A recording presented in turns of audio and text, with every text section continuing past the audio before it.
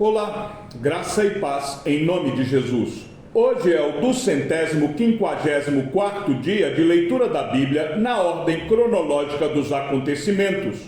Na noite anterior ao dia em que Herodes ia apresentar Pedro ao povo, este dormia entre dois soldados, preso com duas correntes. Sentinelas junto à porta guardavam a prisão. Eis, porém, que sobreveio um anjo do Senhor e uma luz iluminou a prisão. O anjo tocou no lado de Pedro e o despertou, dizendo: levante-se depressa. Então as correntes caíram das mãos dele, e o anjo continuou: coloque o cinto e calce as sandálias. E ele assim o fez. O anjo lhe disse: ponha a capa e siga-me. Então, saindo, Pedro o seguia, não sabendo que era real o que estava sendo feito pelo anjo. Ele pensava que era uma visão. Depois de terem passado a primeira e a segunda sentinela, chegaram ao portão de ferro que dava para a cidade, o qual se abriu automaticamente. E saindo, enveredaram por uma rua, e logo adiante o anjo se afastou dele. Então Pedro, caindo em si, disse: agora sei que, de fato, o Senhor enviou o seu anjo e me livrou da mão de Herodes e toda a expectativa do povo judeu. Ao se dar conta disso, Pedro resolveu ir à casa de Maria, mãe de João, também chamado Marcos, onde muitas pessoas estavam congregadas e oravam. Quando ele bateu a porta da frente, uma empregada chamada Rod foi ver quem era. Reconhecendo a voz de Pedro, ficou tão alegre que nem o fez entrar, mas voltou correndo para anunciar que Pedro estava à porta. Então os outros disseram: você ficou louca? Ela, porém, persistia em afirmar que era verdade. Então disseram: é o anjo dele. Enquanto isso, Pedro continuava batendo. Quando abriram a porta, viram-no e ficaram admirados. Ele, porém, fazendo-lhe sinal com a mão para que se calassem, contou-lhes como o Senhor o tinha tirado da prisão e acrescentou: anunciem isto a Tiago e aos irmãos. E saindo, foi para outro lugar. Quando amanheceu, houve grande alvoroço entre os soldados sobre o que teria acontecido com Pedro. Herodes, tendo-o procurado e não o achando, submetendo as sentinelas a interrogatório, ordenou que se aplicasse a pena de morte. E descendo da Judéia para a Cesareia, Herodes passou ali algum tempo. Havia uma séria divergência entre Herodes e os moradores de Tiro e de Sidom. Estes, porém, de comum acordo, se apresentaram a ele, e depois de obter o apoio de Blasto, que era assessor do rei, pediram paz, porque a terra deles recebia alimentos do país do rei. Em dia designado, Herodes, vestido de traje real, assentado ao trono, dirigiu-lhes a palavra, e o povo gritava: é a voz de um Deus e não de um homem. No mesmo instante, um anjo do Senhor feriu Herodes, por ele não haver dado glória a Deus, e comido de vermes morreu. Entretanto, a palavra de Deus crescia e se multiplicava. Após 14 anos, Saulo, Barnabé e Tito chegaram novamente em Jerusalém. Alguns falsos irmãos obrigaram Tito a submeter-se à circuncisão. Barnabé e Saulo, cumprida a sua missão, voltaram de Jerusalém, trazendo consigo João, também chamado Marcos. Havia na igreja de Antioquia profetas e mestres: Barnabé, Simeão, chamado Níger, Lúcio de Cirene, Manaém, que tinha sido criado com Herodes, o tetrarca, e Saulo. Saulo, em obediência a uma revelação, apresentou aos que pareciam de maior influência o evangelho que pregava entre os gentios. Enquanto eles estavam adorando o Senhor e jejuando, o Espírito Santo disse: separe-me agora Barnabé e Saulo para a obra a que os tenho chamado. Esses, que pareciam ser de maior influência, nada acrescentaram à pregação de Saulo. Pelo contrário, quando viram que lhe havia sido confiado o evangelho da incircuncisão, assim como a Pedro foi confiado o evangelho da circuncisão, pois aquele que operou eficazmente em Pedro para o apostolado da circuncisão, também operou eficazmente em Saulo para com os gentios. Tiago, Cefas e João, que eram reputados colunas, reconhecendo a graça que havia sido dada a Saulo, estenderam a ele e a Barnabé a mão direita da comunhão, a fim de que eles fossem para os gentios. Então, jejuando e orando, e impondo as mãos sobre eles, os despediram, recomendando que se lembrassem dos pobres. Barnabé e Saulo, enviados pelo Espírito Santo, foram até Seleucia e dali navegaram para Chipre. Quando chegaram a Salamina, começaram a anunciar a palavra de Deus nas sinagogas judaicas. Tinham também João como auxiliar. Havendo atravessado toda a ilha de Pafos, encontraram certo judeu, de nome Bar-Jesus, que praticava magia e era falso profeta. Ele estava com o procônsul Sérgio Paulo, que era um homem inteligente. O procônsul, tendo chamado Barnabé e Saulo, desejava ouvir a palavra de Deus. Porém, o mago Elimas, e é assim que se traduz o nome dele, se opunha a eles, procurando afastar da fé o procônsul. Mas Saulo, também chamado Paulo, cheio do Espírito Santo, olhando firmemente para Elimas, disse: Ó filho do diabo, cheio de todo o engano e de toda a maldade, inimigo de toda a justiça, por que você não deixa de perverter os retos caminhos do Senhor? Eis que agora a mão do Senhor está contra você, e você ficará cego, não vendo o sol por algum tempo. No mesmo instante, caiu sobre ele névoa e escuridão, e andando em círculos, procurava quem o guiasse pela mão. Então o procônsul, vendo o que havia acontecido, creu, maravilhado com a doutrina do Senhor. E navegando de Pafos, Paulo e seus companheiros viajaram a Perge, da Panfilha. João, porém, deixando-os, voltou para Jerusalém. Mas eles, saindo de Perge, chegaram a Antioquia da Pisídia. No sábado, entraram na sinagoga e sentaram-se. Depois da leitura da lei e dos profetas, os chefes da sinagoga mandaram dizer-lhes: Irmãos, se vocês têm alguma palavra de consolo para o povo, falem. Paulo, levantando-se e fazendo com a mão sinal de silêncio, disse: Israelitas e todos vocês que temem a Deus, escutem. O Deus do povo de Israel escolheu os nossos pais e exaltou o povo durante a sua peregrinação na terra do Egito, de onde os tirou com um braço poderoso. Suportou os maus costumes do povo durante uns 40 anos no deserto. E havendo destruído 7 nações em Canaã, deu essas terras como herança ao seu povo. Tudo isso levou cerca de 450 anos. Depois disso, lhes deu juízes, até o profeta Samuel. Então eles pediram um rei, e Deus lhes deu Saul, filho de Quis, da tribo de Benjamim, e isso durante 40 anos. E tendo tirado Saul, levantou-lhes o rei Davi, do qual também, dando testemunho, disse: Achei Davi, filho de Jessé, homem segundo o meu coração, que fará toda a minha vontade. Da descendência deste, conforme a promessa, Deus trouxe a Israel o Salvador, que é Jesus. Antes da manifestação dele, João pregou um batismo de arrependimento a todo o povo de Israel. Quando João estava completando a sua carreira, disse: Quem vocês pensam que sou? Não sou aquele que vocês esperam. Mas depois de mim vem aquele de cujos pés não sou digno de desamarrar as sandálias. Irmãos, descendência de Abraão, e todos vocês que temem a Deus, a nós foi enviada a palavra desta salvação.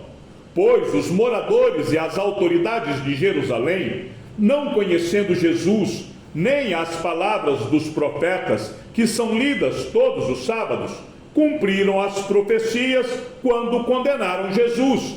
E embora não achassem nenhuma causa de morte, pediram a Pilatos que ele fosse morto. Depois de cumprirem tudo que estava escrito a respeito dele, tiraram-no do madeiro, puseram-no em um túmulo. Mas Deus o ressuscitou dentre os mortos. E durante muitos dias ele foi visto pelos que o tinham acompanhado da Galiléia para Jerusalém, os quais são agora as suas testemunhas diante do povo. E nós anunciamos a vocês o evangelho da promessa feita aos nossos pais, como Deus a cumpriu plenamente a nós, seus filhos, ressuscitando Jesus, como também está escrito no Salmo número 2. Você é meu filho, hoje eu gerei você. E quanto ao fato de que o ressuscitaria dentre os mortos, para que jamais voltasse à corrupção, Deus o expressou desta maneira: e cumprirei a favor de vocês as santas e fiéis promessas feitas a Davi. Por isso, também diz em outro salmo: não permitirás que o teu santo veja corrupção. Porque tendo Davi no seu tempo servido conforme o plano de Deus, morreu, foi sepultado ao lado de seus pais e viu corrupção. Porém, aquele a quem Deus ressuscitou não viu corrupção. Portanto, meus irmãos, saibam que é por meio de Jesus que a remissão dos pecados é anunciada a vocês. E por meio dele, todo o que crê é justificado de todas as coisas das quais vocês não puderam ser justificados pela lei de Moisés. Portanto, tenham cuidado para que não lhes aconteça o que os profetas disseram. Vejam, ó desprezadores, fiquem maravilhados e desapareçam, porque no tempo de vocês eu realizo obra tal que vocês não acreditarão se alguém lhes contar. Quando Paulo e Barnabé estavam saindo, as pessoas pediram que, no sábado seguinte, lhes falassem estas mesmas palavras. Terminada a reunião na sinagoga, muitos dos judeus e dos prosélitos piedosos seguiram Paulo e Barnabé, e estes, falando com eles, os persuadiam a continuar firmes na graça de Deus. No sábado seguinte, quase toda a cidade se reuniu para ouvir a palavra do Senhor. Mas os judeus, vendo as multidões, ficaram com muita inveja e, blasfemando, contradiziam o que Paulo falava. Então Paulo e Barnabé, falando ousadamente, disseram: era necessário pregar a palavra de Deus primeiro a vocês, mas, como vocês a rejeitam e se julgam indignos da vida eterna, eis que nos voltamos para os gentios, porque o Senhor assim nos determinou. Eu coloquei você como luz dos gentios, a fim de que você seja para a salvação até os confins da terra. Os gentios, ouvindo isso, se alegravam e glorificavam a palavra do Senhor, e creram todos os que haviam sido destinados para a vida eterna. E a palavra do Senhor se espalhou por toda aquela região.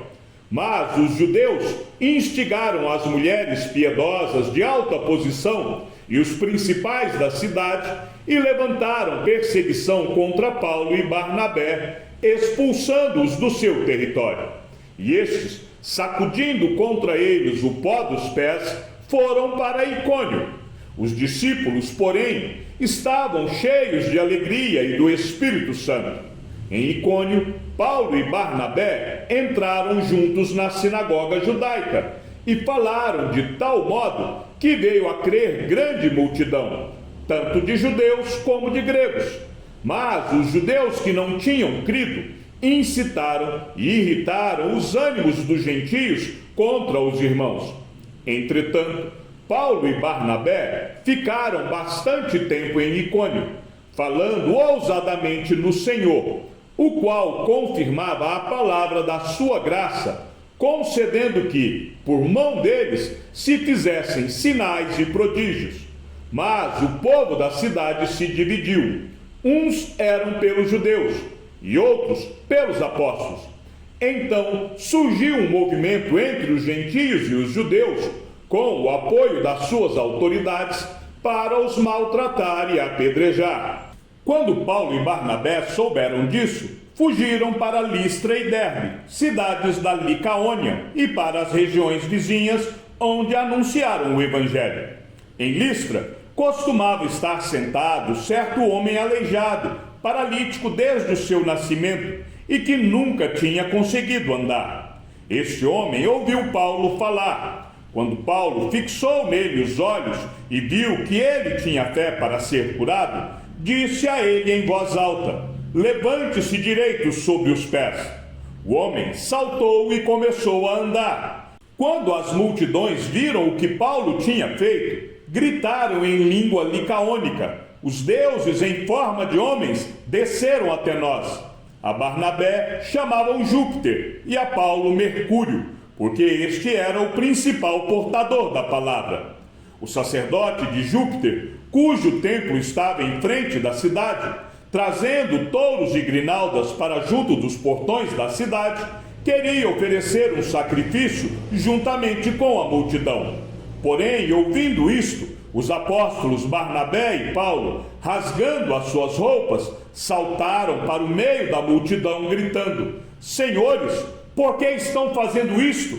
Nós também somos seres humanos como vocês, sujeitos aos mesmos sentimentos, e anunciamos o Evangelho a vocês para que se convertam destas coisas vãs ao Deus vivo, que fez o céu, a terra, o mar e tudo que neles há. Nas gerações passadas, Deus permitiu que todos os povos andassem nos seus próprios caminhos. Contudo, não deixou de dar testemunho de si mesmo, fazendo o bem, dando a vocês chuvas do céu e estações frutíferas, enchendo o coração de vocês de fartura e de alegria. Dizendo isto, foi ainda com dificuldade que impediram a multidão de lhes oferecer sacrifícios. Entretanto, chegaram judeus de Antioquia e Icônio, e instigando as multidões, apedrejaram Paulo e o arrastaram para fora da cidade, dando-o por morto. Paulo, sem saber se no corpo ou sem o corpo, foi arrebatado ao paraíso e ouviu palavras indizíveis que homem nenhum tem permissão para repetir. E para que ele não ficasse orgulhoso com a grandeza das revelações, recebeu um espinho na carne, a fim de que ele não se exaltasse. Mas, quando os discípulos o rodearam, ele se levantou e entrou na cidade. No dia seguinte, foi com Barnabé para Derbe. E tendo anunciado o evangelho naquela cidade e feito muitos discípulos, Paulo e Barnabé voltaram para Listra, Icônio e Antioquia, fortalecendo o ânimo dos discípulos, exortando-os a permanecerem firmes na fé e mostrando que, através de muitas tribulações, nos importa entrar no reino de Deus, e promovendo-lhes em cada igreja a eleição de presbíteros, depois de orar com jejuns, os encomendaram ao Senhor, em quem haviam crido. Atravessando a Pisídia, Paulo e Barnabé se dirigiram a Panfilha, e tendo anunciado a palavra em Perge, foram para a Atália, e dali navegaram para Antioquia, onde tinham sido recomendados à graça de Deus para a obra que agora tinham terminado. Quando chegaram a Antioquia, reuniram a igreja e relataram tudo o que Deus havia feito com eles e como tinha aberto aos gentios a porta da fé, e permaneceram muito tempo com os discípulos. Chegamos ao fim da leitura de nosso 254º dia. Que o Senhor seja com o teu espírito, e que a graça seja com todos os que amam sinceramente a nosso Senhor Jesus Cristo. E ao Deus único e sábio seja dada toda a glória, e que a sua vida seja sempre para mais em Cristo Jesus. Um forte abraço e até amanhã, se assim o Senhor nos permitir.